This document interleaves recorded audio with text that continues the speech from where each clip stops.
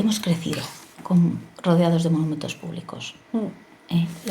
Y sobre todo que la gente, y yo la primera creía que bueno, pues eso lo ponía un gobierno, lo ponía la autoridad, pero la mitad de los monumentos que vemos por la calle son por suscripción popular, ¿verdad? Sí, sobre todo los de principios del siglo XX, que son los mejores. La verdad que se dieron las circunstancias porque también coincidieron grandísimos escultores en esa época. Y se hizo muchísimo por suscripción popular. Se hizo, mira, el monumento a Alfonso XII, el Retiro, según mis informaciones, es el primero que se hizo por concurso. Es verdad que no se llamó a concurso a escultores, se llamó a arquitectos y lo ganó un arquitecto. Pero fue el primero por concurso público. O sea, participaron muchísimos y fíjate, al final todos los escultores que participaron en ese monumento eran todos diferentes. Hay unos 12 grupos escultóricos y los hicieron los mejores escultores de la época. Fue impresionante. También he querido señalar el monumento al 2 de mayo porque sí que hubo a principios, con la pérdida de Cuba y Filipinas, se quiso poner en valor el nacionalismo, el sentimiento nacionalista. Tampoco tenemos nada que ocultar, ni nada que avergonzarnos, ni nada que llorar. Entonces se empezaron a hacer monumentos como es el de los héroes del 2 de mayo, mira, el del general Martínez Campos fue por suscripción popular y fue el que inspiró este libro. Porque yo me compré hace muchos años un libro de estos que encuentras, tú que entiendes de libros, un libro de estos que encuentras por ahí abandonado. Y vi que era una edición, no sé si era novenal, pero se habían publicado solo 100 ejemplares. Y entonces constaba de... la mitad del libro era la biografía del general Martínez Campos y la otra mitad del libro era todas las facturas, todos los balances, todas las aportaciones que habían hecho los suscriptores para erigir ese monumento, lo que había cobrado el escultor, lo que habían cobrado los ayudantes, lo que había cobrado la fundación, o sea, todo perfectamente desglosado. Digo, qué bonito, qué bonito. Porque, y qué transparente también, sí, ¿no? De saber lo que cuesta hacer un monumento. Pues sí. Y los trámites, ¿no? También. A ver, con Blas de Lezo no... Yo he aportado toda la documentación que he podido. Contratos y, bueno, alguna cosita más. Todo lo que he podido. Pero ya cuestiones económicas no he podido. Con el libro de los tercios algo haremos, ¿verdad? Sí, ahí algo haremos. Sí, porque ahí tenemos más datos. Pero sí, el monumento al general Martínez Campos fue el inspirador de este libro. Porque es que no ha habido otro libro igual. O sea, que refleje día por día el diario de a bordo de ese monumento. No. Bueno, pues siguiendo un poco, metiéndonos ya en el meollo de lo que fue el concurso. ¿Quién interviene para que, digamos, veamos luego la estatua allí? O sea, ¿cómo fue un poco el proceso desde que os enteráis? ¿Cómo pedís poder participar? Cuéntanos un poco brevemente eso. A ver, pues cuando nosotros nos enteramos que había un concurso, a ver, es verdad que al principio Salvador era muy reticente porque él ha tenido experiencias en concursos tanto como concursante como jurado. Pero tenía una espinita ahí, ¿no, Salvador? Claro. Por ser madrileño ahí. Claro, es que nacido en Madrid, viviendo en Madrid, todo en Madrid, y es que el Ayuntamiento de Madrid es que siempre le ha cerrado las puertas, pero es que no le han llamado ni para pedirle opinión. O sea, hubiera sido maravilloso, por ejemplo, que le hubiera llamado el Ayuntamiento de Madrid: oye, Salvador, ¿qué opinas de las meninas que vamos a poner? Estas que estaban pintadas. Sí. No sé, un algo, ¿no? El tener en cuenta a Salvador por ser madrileño, porque es que lo que siempre nos encontramos es que en otras provincias ellos tienen sus escultores y es tan cerrado, es un mundo tan cerrado que no dejan entrar al escultor madrileño, porque claro, es que el escultor madrileño es que viene de la capital y no se va a meter aquí en nuestro mercado. Claro, entonces al escultor madrileño le cuesta 5 veces más poder hacer un monumento público, muchísimo. Y nos encontramos, bueno, pues yo es que en Madrid me lo he encontrado con muchas puertas abiertas, y de hecho si no hubiera sido por Blas de Lezo, porque esto fue un concurso privado, seguiríamos igual, seguiríamos con las puertas de Madrid cerradas, porque Madrid es muy abierto para gente de fuera. Ponen un monumento a los migrantes ahí muy cerquita de Cibeles, se lo encargan a un brasileño. para todos los escultores de fuera fenomenal, pero para el madrileño nada, nos cuesta muchísimo más. Y esto pues gracias a Dios que fue una asociación particular y que el boceto que presentó Salvador pues fue el que más gustó, con un 83% de los votos, que tengo que decirlo. Di que sí, que hiciste. Y bueno, pues es verdad que hubo una asamblea, tenemos aquí una foto de, bueno, no sé si llamaban junta rectora, junta directiva, ¿no? Los que la formaban sí, un poco. Sí, la junta directiva, sí. Entonces, bueno, pues había una serie de, digamos, cláusulas que había que cumplir, ¿no? Sí, ellos hacían muchísimo hincapié cuando, antes de que los escultores presentaran sus propuestas, ellos hacían muchísimo hincapié en el rigor histórico, porque además iba a haber 2 historiadoras que se iban a preocupar muy mucho de que tenemos la suerte que están aquí en la sala. Claro, que no iba a haber ningún fallo. Yo lo entiendo, yo lo entiendo. Lo que pasa que, aunque Salvador siempre se había preocupado, cuando a Salvador le habían hecho algún encargo de carácter histórico, él había acudido a la iconografía preexistente. No a las fuentes originales, porque él tampoco sabía bucear. O sea, esto sí que es verdad que tanto Mariela como Carolina se lo facilitaron. Ya no enseñarle a bucear, sino bucear por él. Entonces, claro, la manera de trabajar fue totalmente distinta, porque es que esto ya cuando ganó el concurso, le facilitaron hasta patrones.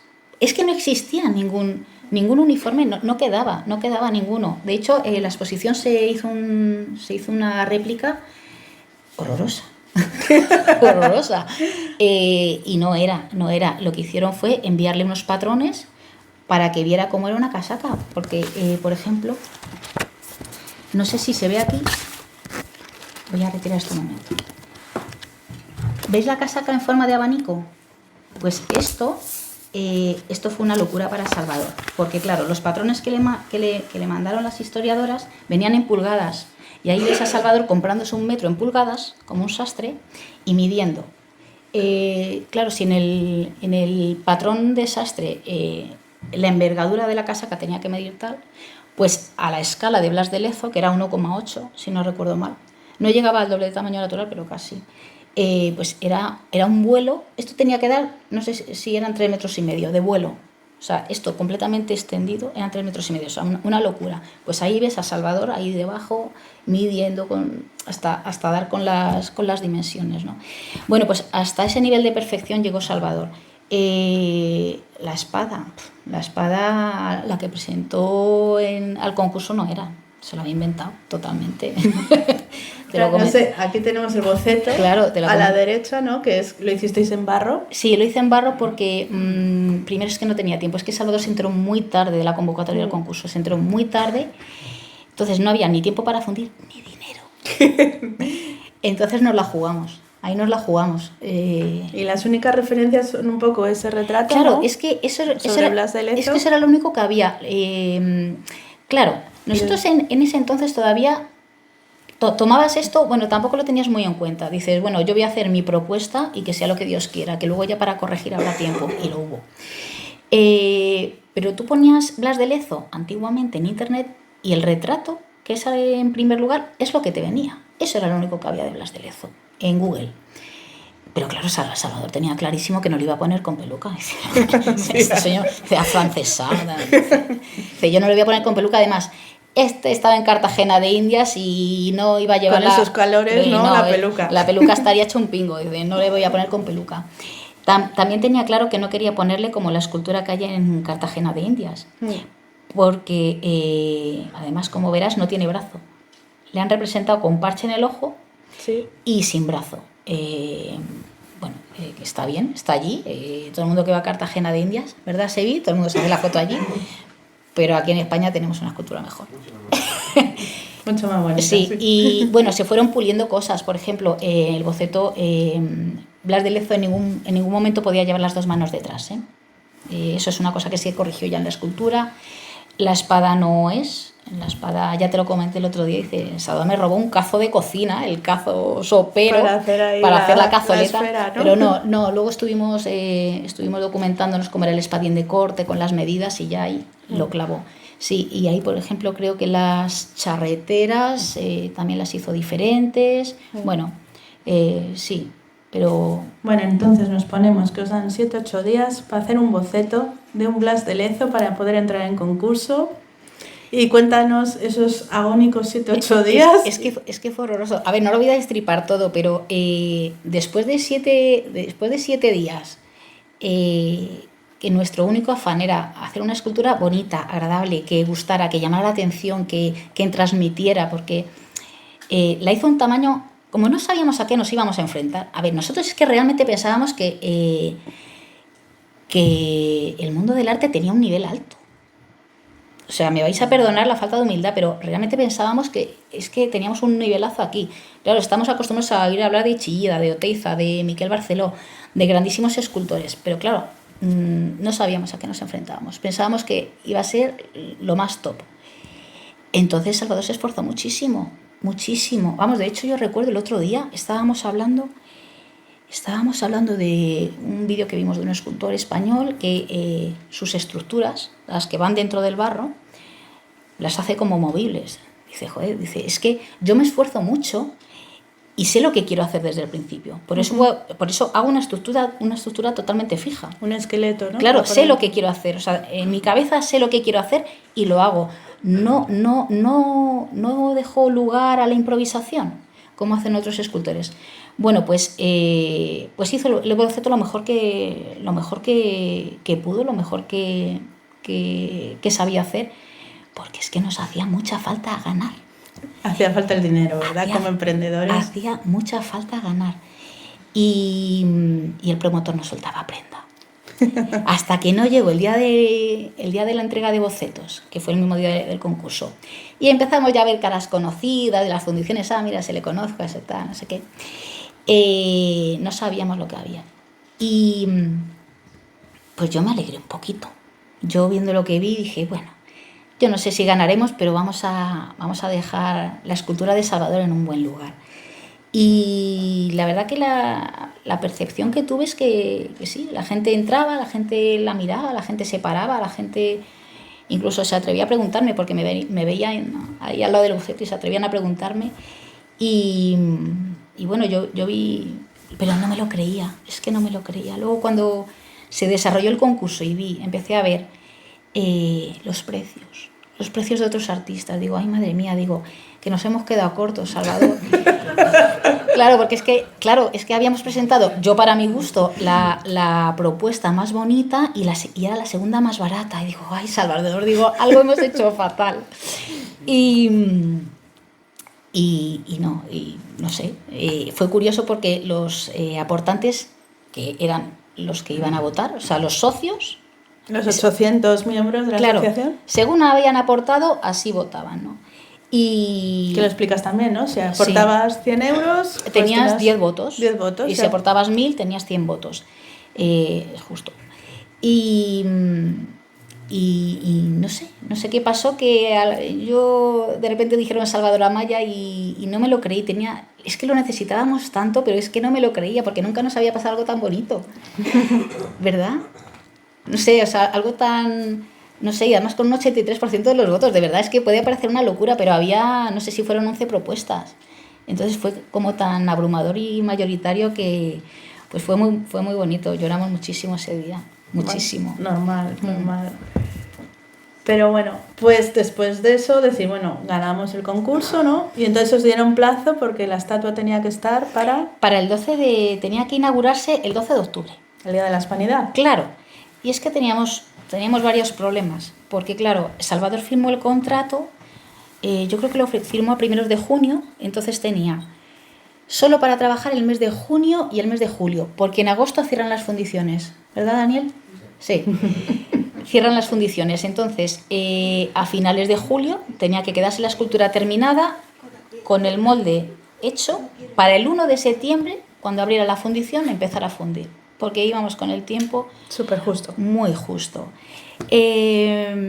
Entonces, pues tuvo que pedir ayuda.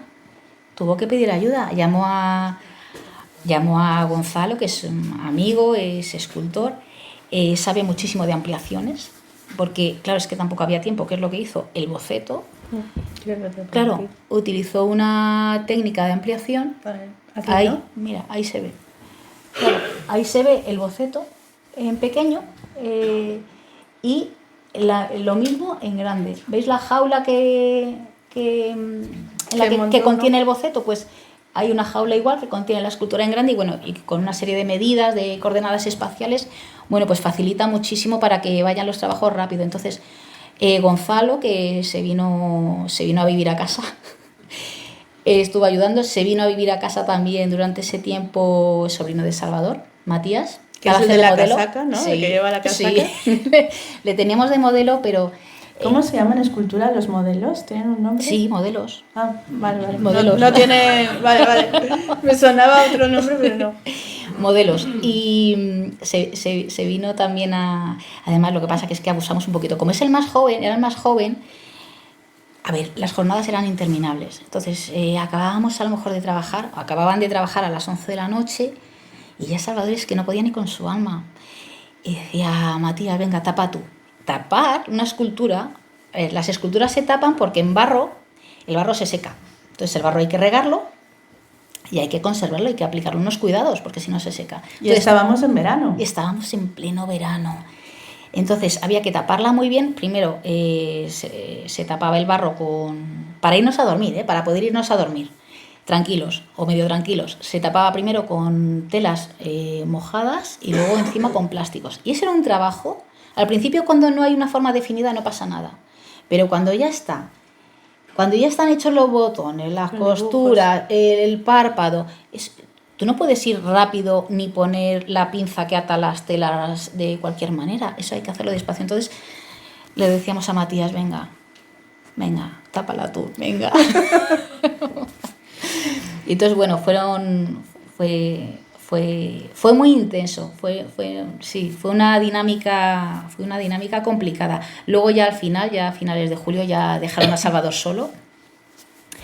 ¿Qué ya dices que le veías ahí por las noches hablando con Blas de Lezo? Es que hablaba con él. Me lo ha contado yo en secretito. Es que hablaba con él, es que yo le veía subido al andamio y además como estuvo muchísimo tiempo trabajando en el rostro y hablaba con él. Yo no decía nada, digo. Se estarán contando sus cosas, pero es verdad que no sé si luego cuando se bajaba del andamio, no sé si es que estaba tan mimetizado con Blas de Lezo o que se le había dormido una pierna, pero es que se bajaba del andamio cojeando, claro. Entonces, bueno, a veces también le veía así como guiñando un ojo, te hablaba así como guiñando un ojo. Yo creo que se obsesionó mucho y... Se fusionaron ahí los dos, ¿no? Sí, escultor y escultura. Y personaje. Sí. Qué bueno, porque ahí donde lo vemos en la foto, ¿cuánto mide? O sea, lo que es la estatua real, la que está en la Plaza de Colón. Oficialmente 3 metros, real 3,20. O sea, claro, que tienes que trabajar en grandes dimensiones, con perspectiva. Todo a lo grande, es que todo se hace a lo grande. Y además, claro, es que es complicado porque Salvador trabaja muy cerca de la escultura, pero ahí pierde la perspectiva. Claro, se tiene que estar bajando constantemente del andamio. Aquí es un poco más complicado, pero lo hacía. O sea, tú a Salvador en el estudio le ves más tiempo dar vueltas alrededor de la escultura que trabajando sobre ella. Es así, o sea, la escultura no es te levantas un día inspirado y empiezas a poner barro y porque surge de tus manos. No. Hay muchísimo de observación, muchísimo, porque tienes que observar la escultura que no quede, que se pueda ver desde cualquier... Sí, 360 grados, eso es, ¿no? desde cualquier ángulo, que no haya nada extraño, que no haya nada que distorsione. Entonces, bueno, pues hay que mirar muchísimo, que luego trabajar y tener la destreza y hacer las cositas está fenomenal, pero hay mucho que mirar. Y luego esto ya a nivel más casero, ¿cómo es que tu casa sea el propio taller? ¿No? Porque claro, tú me explicabas que tu casa está alrededor de la escultura, ¿no? Totalmente. Tu salón... Es que te levantas viendo el trabajo y te acuestas viendo el trabajo. Y es que eso es lo que tiene vivir con Salvador Amaya. Es muy exigente vivir al lado de un artista como él. Vives por y para el trabajo. O sea, tu salón es eso. No... Bueno, tengo ahí un apartado. Sí, tengo ahí un apartado mío, pero sí, porque es que hacemos vida ahí y me vas a llamar a las 10 de la noche y te voy a decir, pues estamos en el taller haciendo, yo qué sé, cualquier cosa.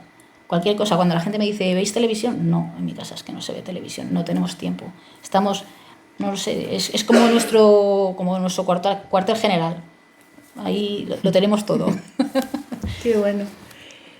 Pues, bueno, y me encanta esta frase que decía Amanda: a las 7 se desayunaba, a las 2:30 se comía y a las 11 se cenaba, hablando de Blas de Lezo, ¿no? Sí. Era el monotema, ¿no? Durante esos meses. Claro, a ver, no era tampoco sobre Blas de Lezo, eran cuestiones técnicas. Pues a lo mejor Salvador decía, oye, pues voy a hacer las manos, pero las manos las voy a hacer aparte, por ejemplo. Entonces le empezaba a dar vueltas a ver cómo las iba a hacer, tal, no sé qué, para que luego encajaran. Y los ojos, ¿no? Que solo le he oído a Salvador, que los hizo los dos abiertos y luego le cerró. Es verdad, no me acordaba. Sí, lo oí en una entrevista y me pareció algo súper curioso. Sí, es verdad, no me acordaba, pero quizá porque no sabía muy bien... Claro, es que nunca he hecho un tuerto. Entonces yo creo que le resulta más fácil, le hago los dos ojos igual, o sea, simétricos, y luego ya le cierro uno, que luego además tuvimos un poquito de controversia, ¿verdad? Porque tampoco teníamos muy claro si le faltaba el globo ocular o no. O sea, tampoco queda claro. Hay autores, pero no crónicas, que dicen que no tenía globo ocular, pero realmente Blas de Lezo se quejaba de que tenía una dolencia en el ojo. Ya. Se sabe que se le clavó una astilla, pero tampoco se tiene la certeza de que le falta el globo ocular.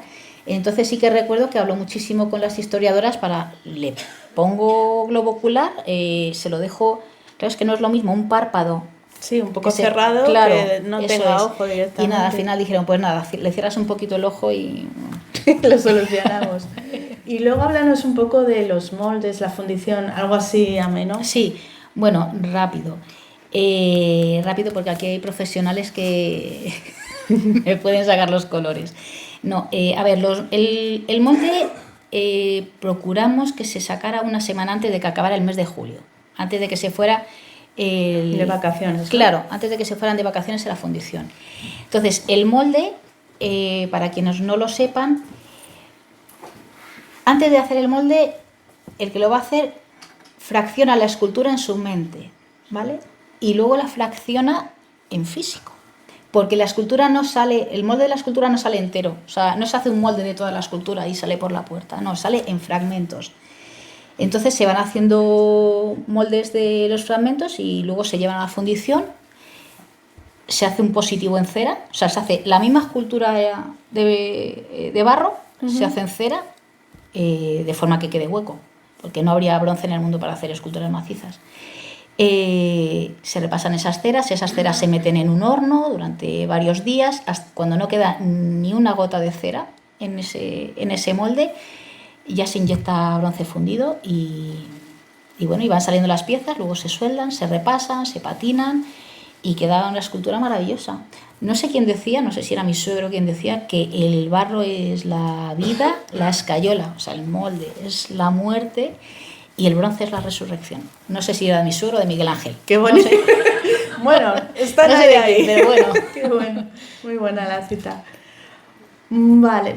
Y por fin llega el día de la inauguración, que al final no fue el 12 de octubre, ¿no? El de la Hispanidad. Claro, es que era complicado porque había una sorpresa muy especial y es que el promotor había solicitado la asistencia de Casa Real.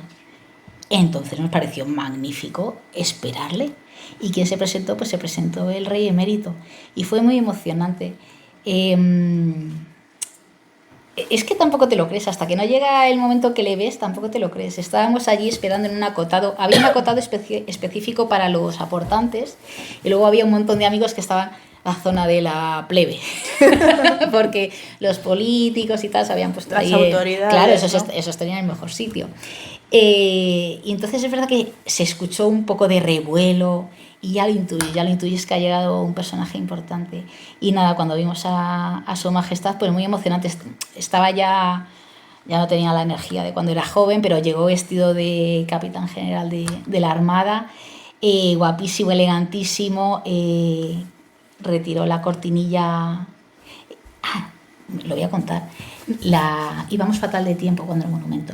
Entonces, la placa de bronce que hay en el frente del pedestal es el escudo de la escuadra del Mediterráneo que le concedieron a Blas de Lezo. Ahí ayudé yo un poquito, que lo sepáis.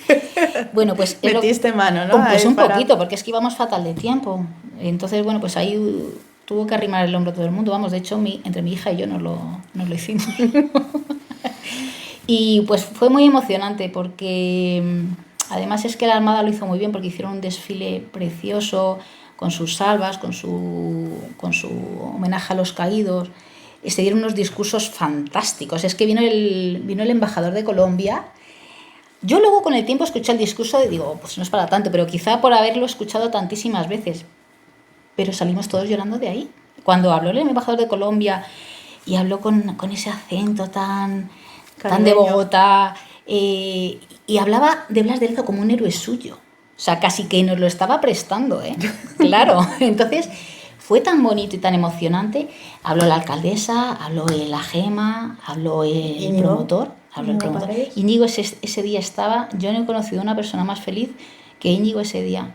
Fíjate, estaba pletórico. Yo creo que ni él mismo se creía lo que había conseguido. Es que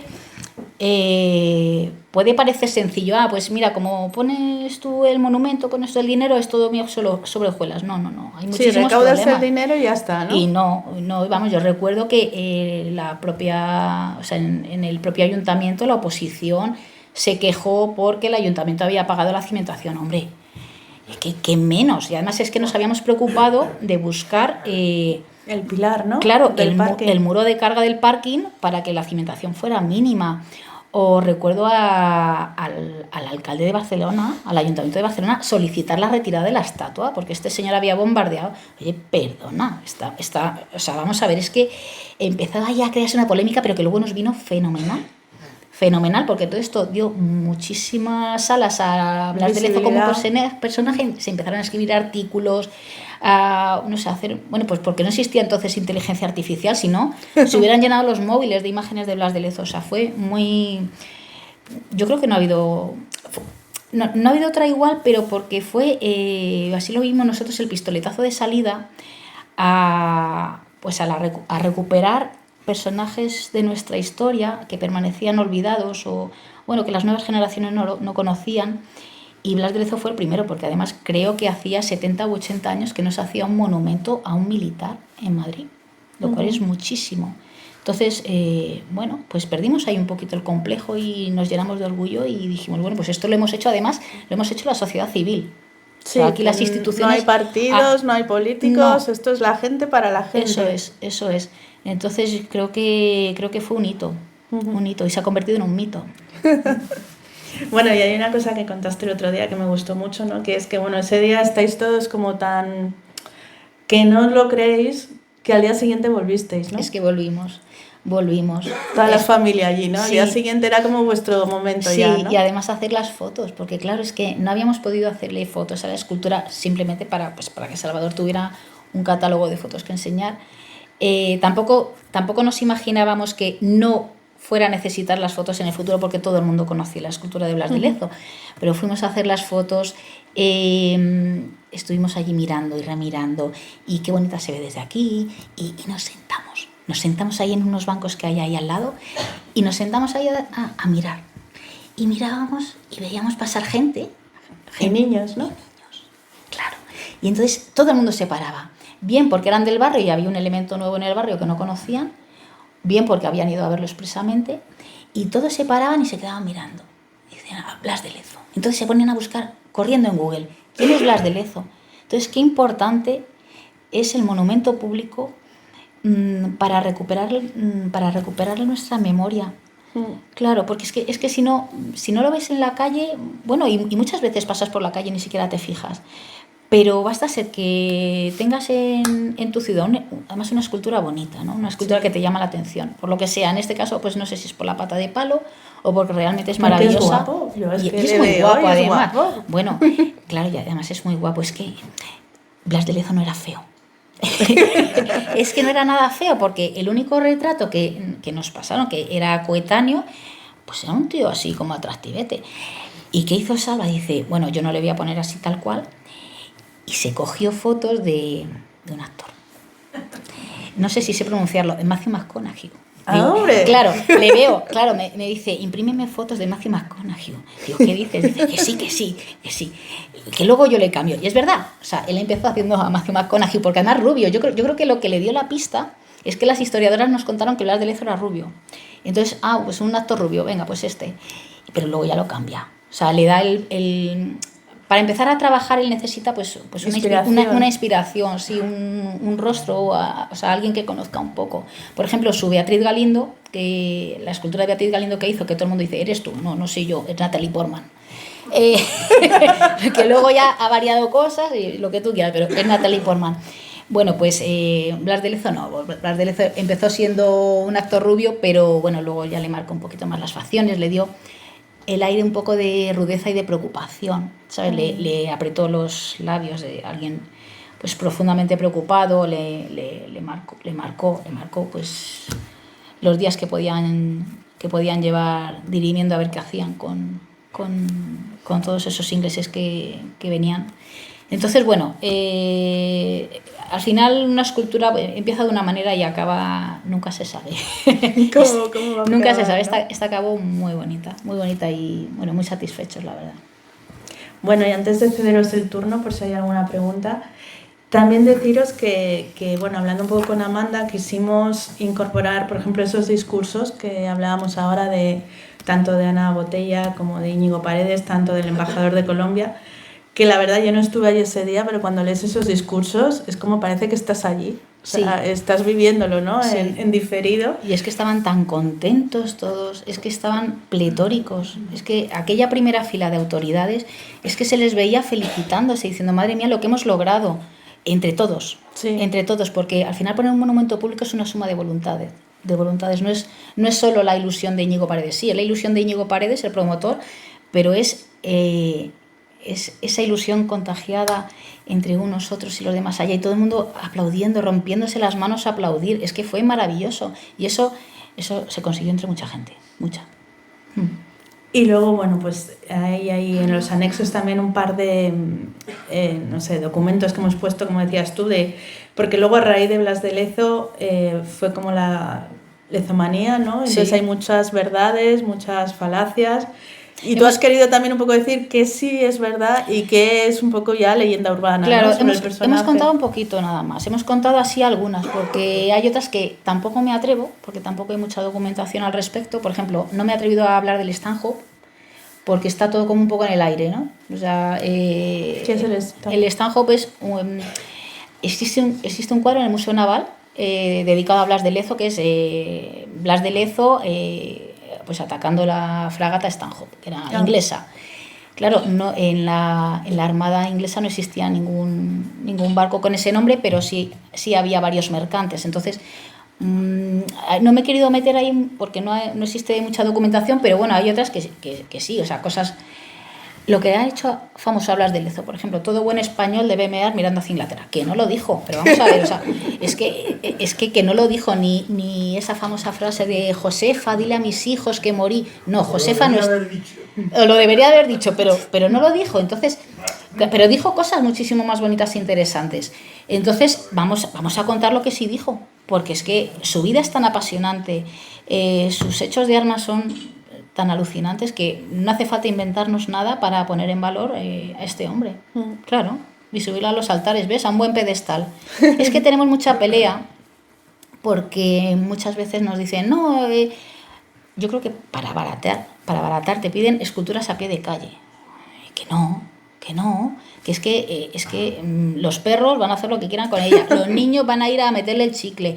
Que no, las esculturas, como las hacemos a personajes que están por encima de nosotros, que tienen valores más elevados que nosotros, que han hecho cosas más importantes que nosotros, les ponemos al nivel que merecen, en alto. Y menudo pedestal le pusimos a Blas de Lezo.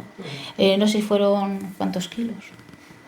17.000 kilos. 17.000 kilos, sí. 17.000 kilos de pedestal. Sí. O sea, que está bien aposentado ahí. Sí. Eso no se mueve. Cuando decían los del Ayuntamiento de Barcelona, quita de monumento. Corriendo, sí. Venir vosotros. Eso no lo movéis vosotros, vamos. No. Qué bueno. ¿Y qué te llevas de Blas de Lezo? ¿Qué fue lo mejor y lo peor? A toda esta gente que hay aquí. Me llevo amigos. Me llevo amigos porque sí, nos une un sentimiento común, que no es en sí Blas de Lezo, sino lo que representa, lo más bonito de nuestra historia. Me llevo amigos, me llevo una forma de trabajar de Salvador muchísimo más exigente. O sea, es que me vuelve loquísima. Es que se ha convertido en un súper perfeccionista desde Blas de Lezo. Entonces, claro, la forma de trabajar es mucho más diferente, muy exigente, muy... Bueno, hay que tener en cuenta muchísimos detalles. Además, se ha atrevido ya también él a diseñar sus propios pedestales, o se ha atrevido también, se ha envalentonado a no hacer de promotor, pero bueno, así a... Quiero hacer esto, ¿hay manera de hacer esto? ¿O con quién contacto? Porque quiero hacer este personaje. O sea, él también le ha servido también para rescatar personajes, y de hecho muchos de los últimos monumentos que ha hecho ha sido a iniciativa suya. O sea, no ha sido él el que ha llevado la ejecución completa, pero bueno, a iniciativa suya, él lo ha propuesto y ha buscado las formas de llevarlo a cabo, ¿no? Entonces Blas de Lezo nos enseñó pues un camino a seguir también en la escultura y en el monumento público. ¿Y lo peor? Si ha habido algo que dijeras... Ha habido muchas cosas malas. Lo dejamos que lo lean, ¿no? Sí, porque me estoy llorando. Que lo lean en el libro, pero bueno. ¿Y próximos proyectos, Amanda? Pues, a ver, ahora mismo Salvador está empezando con un monumento para Cartagena, para la Cartagena de Levante, para la nuestra. La Murcia, ¿no? Sí, a la Triste. Al de Pérez Reverte. Al personaje de Pérez Reverte. Pérez Reverte es un autor que está vivo. No se le puede hacer un monumento estando vivo. Entonces, bueno, pues se le va a hacer un monumento al personaje. Literario. Claro. Entonces, pues muy ilusionante, porque además, como está terminando el monumento a los tercios, encaja muy bien. O sea, termina el monumento a los tercios y empieza con un capitán de los tercios. Es un personaje literario, eso hay que tenerlo en cuenta. O sea, no real, es ficción. Claro, no, o sea, no va a haber tanto rigor. Pero bueno, puede ser muy interesante, y sobre todo, bueno, porque también mueves otro tipo de gente más literaria. Sí, que le guste más. Sí, y salimos un poquito también de Madrid, porque sí que nos hemos dado cuenta que la centralización es que nos está matando. O sea, el centralizar todo en Madrid, no. España es muy grande, España es muy diversa. Es que das una patada a cualquier sitio y te sale un personaje maravilloso. Entonces, bueno, pues es fantástico, nuevo proyecto, Cartagena. Nos vemos el próximo año allí en la inauguración. A día de hoy, Salvador se levanta a las 5 de la mañana.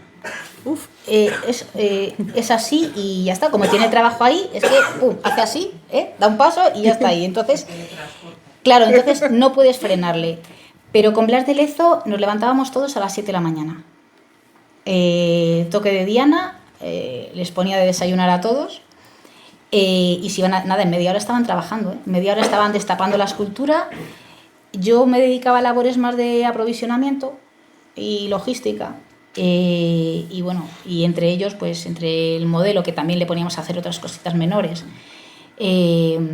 o el ayudante, pues no lo sé, discutían, no discutían, entiéndeme, hablaban mucho sobre cómo solucionar, por ejemplo, el tema del brazo, que ya no iba detrás. Eso, claro, cada uno tenía una manera diferente de verlo. Claro, de ver cómo lo hacemos. Bueno, cosas de ellos, cosas técnicas. Y a las 2:30 comíamos. Es verdad que durante ese tiempo mi padre y mi cuñado estuvieron viniendo, porque como íbamos a recibir muchísimas visitas en el estudio, pues nos hacían como pequeños arreglillos, ¿sabes? Para que el estudio estuviera bonito. Entonces, a mediodía comíamos todos, o sea, eran mi hija y yo y 5 tíos. O sea, yo allí preparaba unos perolos así, de macarrones o de papas con carne o lo que fuera. Y nada, ni siesta ni nada, ¿eh? O sea, bueno, de 2:30 a 3:30, pero todo esto hablando de Blas de Lezo, ¿eh? Y a las 10:30 le decíamos a Matías, tapa la escultura y que voy calentando la cena. Y se cenaba, y a mí porque estábamos todos reventados. O sea, esa era la dinámica, era no parar. O sea, fue... Bueno, sí, una vez paramos y el jefe nos sacó por ahí de copas. Sí, ¿te acuerdas? Sí, nos sacó de copas un día. Es que no había fines de semana. Con Blas de Lezo no hubo fines de semana, pero todos estuvimos de acuerdo, ¿eh? O sea, eso... Era la apuesta, ¿no?, de toda la familia para salir adelante. Sí, dijimos, venga, pues no hay fines de semana, tiramos para adelante como sea y ya está. Procuramos también que el ambiente fuera... A ver, éramos muchos conviviendo y que no éramos solo un núcleo familiar, o sea, es que había más gente, entonces procurábamos que no hubiera roces, o sea, todos pusimos muchísimo de nuestra parte.